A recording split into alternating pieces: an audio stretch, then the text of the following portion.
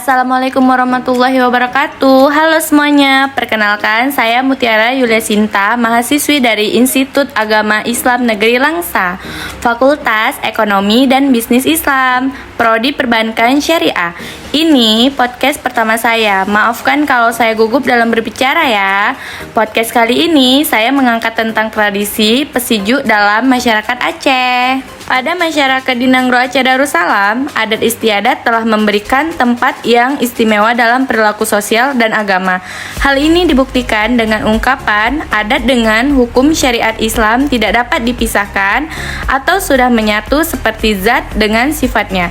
Diumpamakan seperti kuku dengan daging, sehingga kaidah Islam sudah merupakan bagian daripada adat. Akan tetapi, adat istiadat Aceh yang bernafaskan Islam sebelumnya banyak terdapat pengaruh Hindu. Hal ini terlukiskan pada zaman dahulu, tatkala Aceh sebagai tempat persinggahan lalu lintas pelayaran internasional.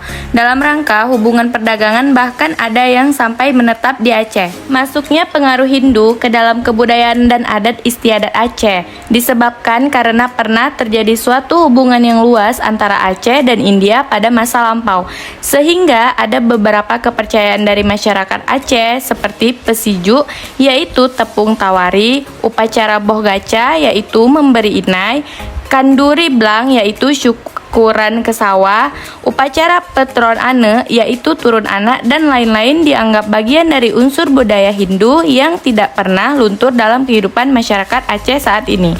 Namun, sejak masuknya Islam ke bumi Serambi Mekah, upacara atau kepercayaan tersebut telah disesuaikan dengan nuansa keislaman.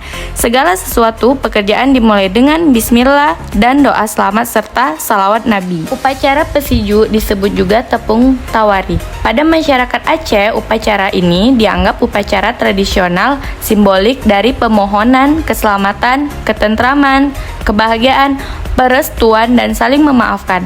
Hampir sebagian adat Aceh adanya prosesi upacara pesiju. Seperti upacara perkawinan, sunat rasul, pesiju melangga atau perselisihan, pesiju pada bije atau tanam padi, pesiju rumah baro atau rumah baru, pesiju pedong rumoh atau membangun rumah, pesiju kurban atau hari raya kurban, akikah anak, pesiju kendaraan atau roda 2 dan 4, pesiju jak haji atau naik haji, pesiju puduk bate jerat atau pemasangan batu nisan bagi yang telah meninggal.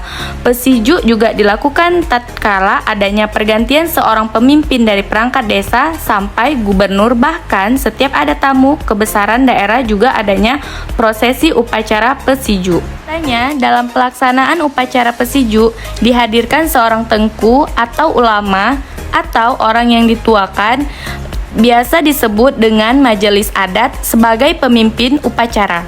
Hal ini dilakukan karena pesiju dianggap sebagai salah satu unsur memperoleh keberkatan setelah selesai upacara pesiju. Ada kalanya diiringi dengan doa bersama yang dipimpin oleh tengku untuk mendapat berkah dan rahmat dari Allah Subhanahu wa Ta'ala.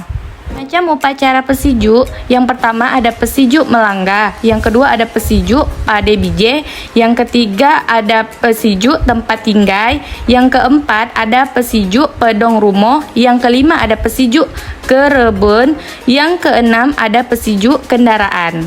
Perlengkapan pada saat melakukan upacara pesiju, yang pertama ada dalong. Dalong ini yaitu satu wadah diisi dengan bermacam-macam alat pesiju sehingga dianggap memiliki kebersamaan yang kuat, tidak dapat dipisahkan.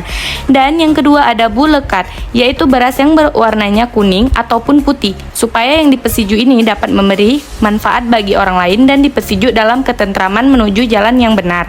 Terus ada umira. Umira yaitu sebagai pelengkap dan kehidupan dan memberikan berpaduan yang manis.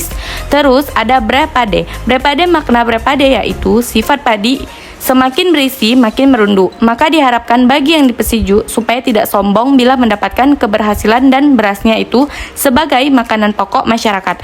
Terus selanjutnya ada tepung tawel ngon-i.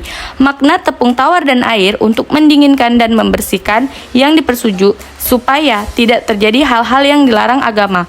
On sisiku mane mano dan naleng sambo. Makna tali pengikat dari semua perangkat tersebut untuk mempersatukan yang dipesiju sehingga dapat bersahabat dengan siapapun dan selalu terjalin hubungan yang harmonis dan terbina. Sedangkan dari masing-masing perangkat dedaun merupakan obat penawar dalam menjalankan bahtera kehidupan seperti mengambil keputusan dengan bermusyawarah dan berkepala dingin, bertanggung jawab dengan sepenuhnya dan dapat menjalin hubungan yang erat dengan siapapun.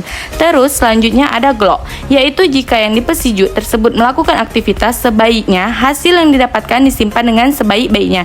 Terus yang terakhir ada sange, yaitu berperan untuk menutup perlengkapan alat-alat tepung tawar. Maknanya untuk mengharap perlindungan supaya yang dipesiju mendapatkan lindungan dari Allah Subhanahu wa taala. Sekian podcast saya kali ini. Maaf jika penjelasan saya kurang jelas dan ada salah pengucapan dalam kalimat di podcast. Semoga bermanfaat. Assalamualaikum warahmatullahi wabarakatuh.